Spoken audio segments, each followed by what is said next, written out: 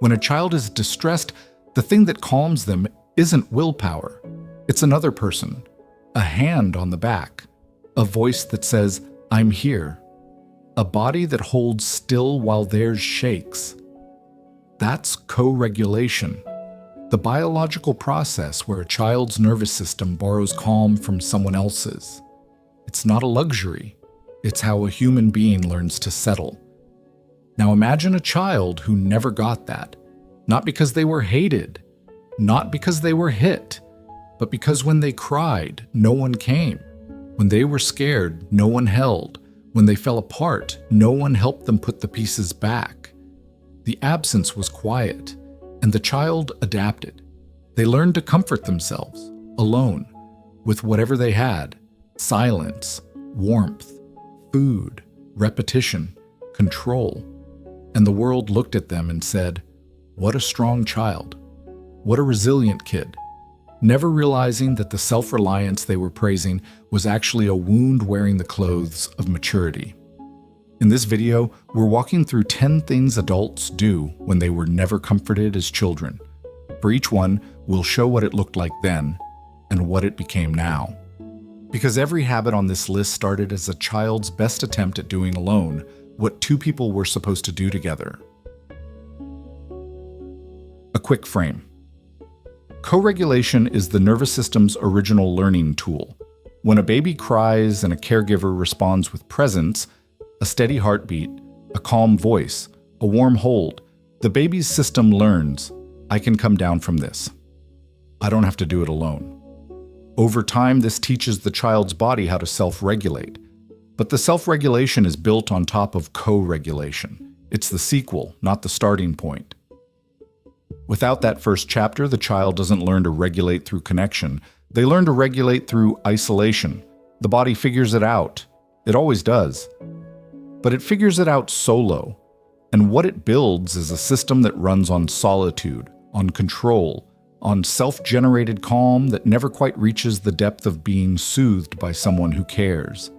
That's the thread running through everything here. Self-soothing gone solo. Not a strength, a workaround. A brilliant one, but a workaround all the same. Number 1, you go completely silent when you're upset. Then, you cried and no one came. Or you cried and someone told you to stop. Or you cried and the response was so absent, so flat, that your body learned a lesson faster than your mind could. Noise doesn't bring help. So the noise stopped. Not because you felt better, but because making sound had no return. Now, when something hurts, you don't call anyone. You don't cry out loud. You go quiet. You retreat into your own body and process the pain internally in silence the way you've always done. People around you think you're handling it. You're not handling it. You're surviving it alone because your nervous system never learned that another person's voice could be part of the solution. Number 2, you self-soothe with repetitive physical actions. Then, without a caregiver's rhythm to borrow, the rocking, the patting, the shushing, you created your own. You rocked yourself, twisted your hair, rubbed your thumbs together. Your small body invented its own metronome because nobody else provided one. Now, the repetition has grown up with you. You scroll for hours without absorbing anything. You pick at your skin, you fidget, you tap, you organize things that don't need organizing. These aren't nervous habits. They're the adult version of a child rocking themselves to sleep in a room where no one was coming. The rhythm is the comfort, and your body still reaches for it every time the world gets loud. Number 3, when you're overwhelmed, you run a hot shower or press something warm against your body. Then, human warmth wasn't available, so your body found the next closest thing. A blanket pulled tight, a radiator pressed against, warm water. Physical heat that mimicked the temperature of being held without requiring another person to do the holding. Now, you take long showers when you're stressed.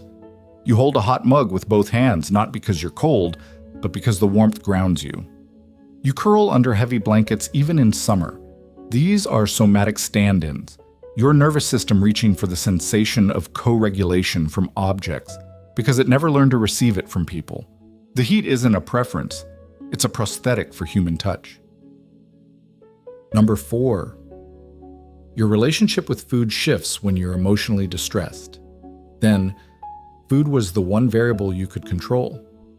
When comfort from people was unreliable, the kitchen was consistent, a snack after a hard day. Or the opposite, refusing to eat as a way of controlling something, anything, when everything else felt unmanageable. Either way, food became the stand-in for soothing. Now, you eat past fullness when you're anxious, not because you're hungry, but because the act of consuming creates a brief, physical sense of being filled. Or you lose your appetite entirely when stressed, the body shutting down its intake because it's too busy surviving to receive nourishment. Your body learned early that comfort and consumption are linked, and it still runs that equation when things get hard. Number 5. You cannot cry when someone else is present. Then, you cried, and the room didn't change. The parent didn't soften. The arms didn't open. The tears fell. And the response was silence or awkwardness or, "You're fine, stop." Your body received a clear signal. Vulnerability in the presence of others produces nothing. Worse, it produces exposure without relief. Now, you can cry alone, in the shower, in the car, at 2 a.m. when no one's awake. But the moment someone is watching, the tears lock. Your throat tightens. Your eyes burn but won't release. It's not that you're tough. It's that your body has associated an audience with the absence of response, and it will not be vulnerable in a room it doesn't trust to receive it. Number 6. When someone reaches out to comfort you, your body resists. Then, comfort didn't come, or it came late, or wrong, or attached to conditions, so your system stopped expecting it. And a system that stops expecting comfort doesn't just forget. It reclassifies. Comfort becomes unfamiliar. Unfamiliar becomes suspicious, and suspicious becomes something the body instinctively pulls away from. Now, a partner wraps their arms around you when you're sad, and your shoulders tense instead of soften. A friend offers to sit with you, and you feel an urge to say, "I'm fine, you don't have to." The comfort arrives and your body doesn't know what to do with it. It's not rejection, it's an immune response. Your nervous system treating incoming care like an unrecognized substance. Number 7. You have an inner voice that walks you through hard moments. Then, no one narrated your pain for you. No one said, "I know this is scary, but you're going to be okay."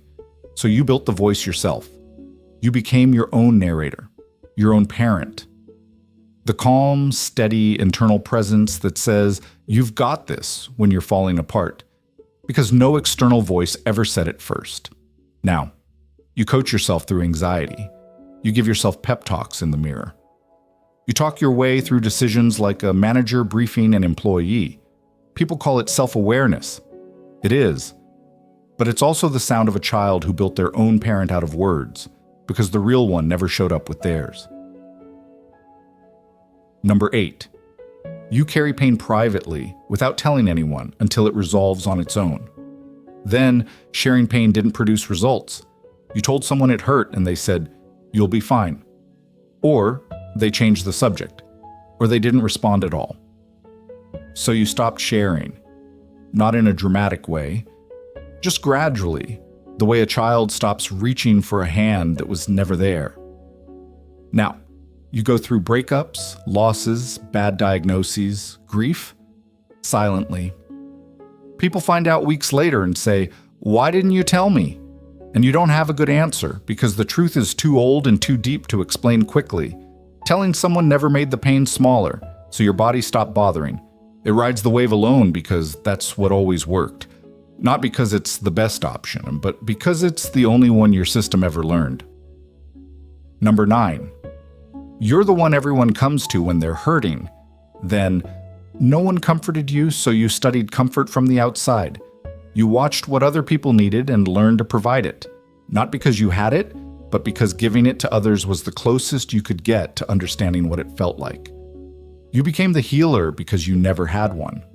Now, you're the friend who holds space, the partner who knows exactly what to say, the person who shows up with soup and a steady presence. And it's genuine. You really do care. But underneath the generosity is a quiet ache. You provide the thing you were never given, and you provide it so well that no one thinks to offer it back.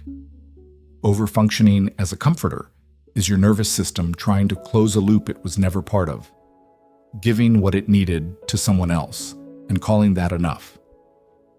Number 10, the thread that ties everything together.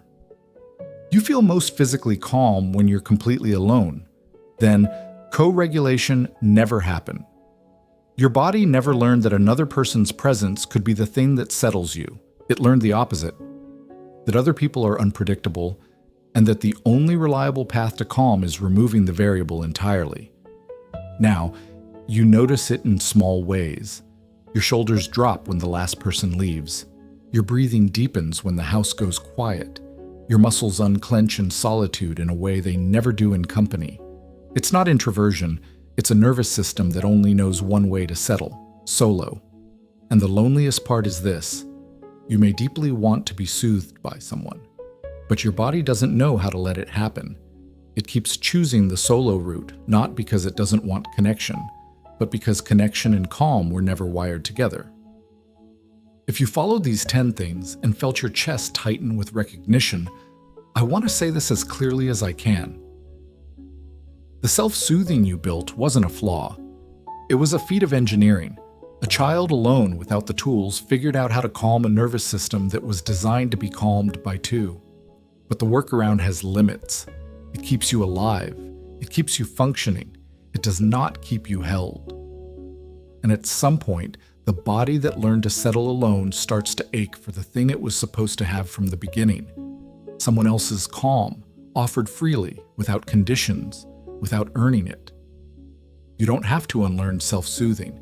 You just have to learn that it was never supposed to be the only option.